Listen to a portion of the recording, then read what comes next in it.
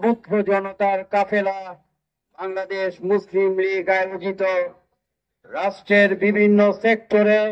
পতিত আওয়ামী সরকারের দোসরদের অপসারণের দাবিতে আজকের এই বিক্ষোভ সমাবেশের শ্রদ্ধাভাজন সভাপতি, মুসলিম লীগের কান্ডারি নির্বাহী সভাপতি জনাব আব্দুল আজিজ হাওলাদার এবং এককালের তুখোর ছাত্র নেতা, আজকের প্রধান বক্তা স্থায়ী কমিটির সিনিয়র সদস্য জনাব আতিকুল ইসলাম, অন্যান্য কেন্দ্রীয় নেতৃবৃন্দ,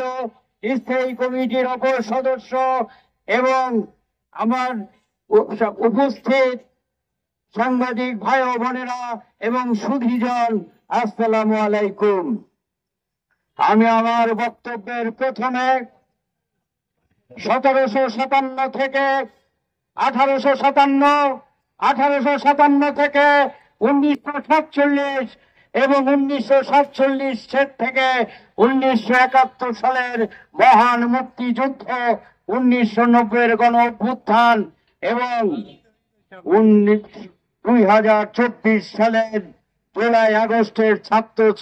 জনতার গণ অভ্যুত্থানে যারা শহীদ হয়েছেন তাদের আত্মার মাগফিরাত কামনা করছি ওই মহান আল্লাহ রাব্বুল আলামিনের কাছে। যারা আহত হয়েছেন তাদের আশু রোগ মুক্তি কামনা করছি।